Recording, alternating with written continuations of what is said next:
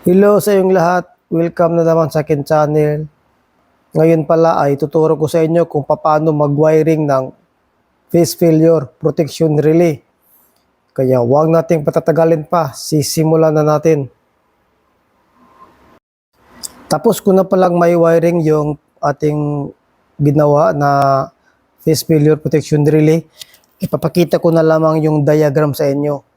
Itong phase failure protection relay ay nagagamit natin to halimbawa kung may pumutok na cutout fuse doon sa transformer, nagsi-single phase siya, nag-open yung isang linya. Bale dito siya nagagamit kasi hindi gagana yung control natin noon. Tapos o di kaya yung circuit breaker, nag-open yung isang linya ng circuit breaker, nasisira, wala nang contact, hindi rin siya gagana. Ito pala example ko lamang. Ito yung 3-piece na circuit breaker natin. Halimbawa, may nagsira dito sa ilalim, wala nang contact yung isa, yung dalawa mayroon pa.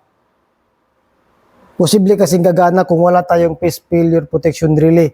Lalo na kung ito yung, example ito 3-piece ito yung nasira sa isang linya, nag-open, tapos dito ka kumuha sa control or kaya dito. Pwede siyang gagana, di ba? Although magti-trip naman siya kapag tama yung setting sa overload, minsan kasi yung iba hindi pinapansin yung setting sa overload, mataas yung amperahe, minsan nasusunog siya dahil late siya nakapag-trip.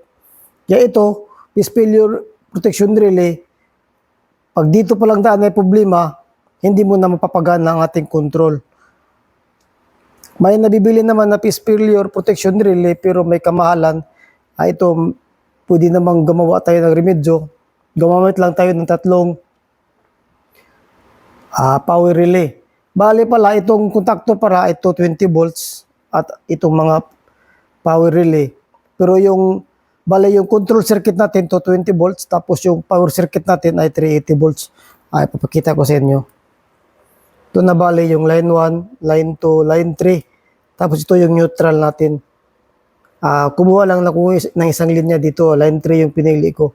Kasi yun ang pinakamalapit. Nag-jumper ako dito. Wala nang problema kahit saan ka kukuha dito ng linya. Bale, iyon. Papakita ko na sa inyo kung paano ang trabaho nito. Bubuksan ko lang muna yung ating breaker.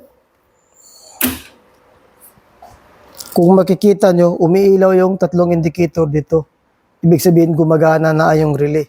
Kapag ganyan, makakapag-energize tayo ng ating motor dahil gagana yung control circuit natin. Ulitin ko itong 3-piece para sa power circuit. Ito naman yung single phase natin para sa control circuit natin. Bali, gumamit lang ako ng fusible dito para madali nating maiangat. Kasi kapag 3-piece, sasabay kasi lahat.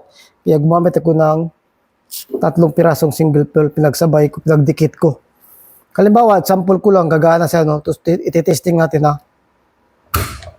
gumagana yung contactor natin. Pero pag halimbawa, nasira yung ating circuit breaker, ito, example ito, alin man dito sa linya, o kaya may pumutok sa cutout fuse doon sa transformer, hindi na siya gagana. Subukan natin iangat natin itong isang linya. Kung makikita nyo, namatay yung indicator niya, wala nang ilaw. Try nating pa-startin. Kahit anong diin natin, hindi siya gagana.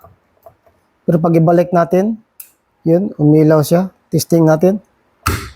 Gumagana yung ating magnetic contactor. Off naman natin.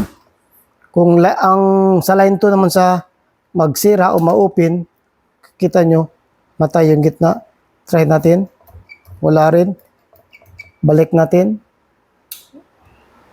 Gagana na siya. Try natin yung line 3 yung example, yung line 3 yung masira, mag-open, wala nang ilaw, pindutin natin, hindi siya gagana. Kasi nga hindi complete yung kanyang circuit, no? Try natin ibalik, pindot, gumagana siya. Ito ang purpose ng phase failure protection relay. Madali lang itong i-wiring, papakita ko sa inyo yung diagram.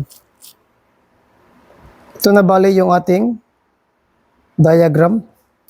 Bali, yung tatlong relay natin, yung relay 1, relay 2, at saka relay 3. Yung relay 1, yung E1 niya nakakonect para sa line 1. Tapos yung E2 niya para sa neutral. Kasi nga dito, 220 volts yung coil niya ng supply dito sa contactor at saka sa relay.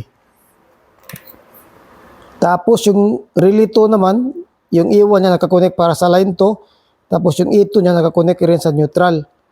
Ganun rin ang relay 3. Yung E1 nakakonect sa line 3. Yung E2 nakakonect sa neutral. Bale, dito na tayo, yung sa DOL natin o direct online, kumuha tayo sa line 3, no? Yung phase natin kumuha sa line 3. Wala namang problema kahit sa line 2 ka kumuha or line 1. Dito lang ako kumuha kasi pinakamalapit. Bale, yung kukuha tayo ng isang linya, idadaan natin, isi-series natin sa normally open ng relay 1, relay 2, at saka relay 3. Kasi ang trabaho niya, pag mag-on yung breaker, gagana na to. Kaya dapat magko-close na to. Kaya, kung alin man may masira dito, hindi gagana, mag-open siya, hindi siya complete circuit, no? Yun ang trabaho. Nakaseries siya sa normally open na relay. Tapos, pag sa line 3 ka na, dulo na, parang gumawa ka lang ng stop-start, no? Tapos, yung isang linya mo, kumuha sa neutral, kasi nga line to neutral dito. 220 volts ang kanyang coil. Pero, example ko lamang kung 440 volts ang coil ng magnetic contactor, 440 volts rin itong power relay, ang gagawin nyo, hindi na kayo mag-line to neutral. Bale yung relay 1, line 1, tapos yung E2 niya pwede sa line 2. Tapos yung relay 2 naman, line 2 to line 3. Tapos yung relay 3 naman, line 3 to line 1. Ganun lamang. Pero ito, dahil line to neutral, ganito ang kanyang pag-wiring. Papakita ko muna sa inyo para ma-screenshot nyo. Alam ko marami na nakakaalam ito, pero sa mga hindi pa nakakaalam at sa mga nag-aaral pa lamang, para makatulong sa inyo ang video na to. Yun lamang, no, pakita ko lang sa inyo. Ito siyempre magulo to dahil madalian lang naman to. Sa pag-wiring na, pag sa panel board na, pagandahin nyo na, gawin nyo na pinaka-best nyo para malinis ang inyong wiring. Kayo na bahala sa dressing ito. Ito madalian lamang. Ulitin natin. Di gagana, balik, gana, patay.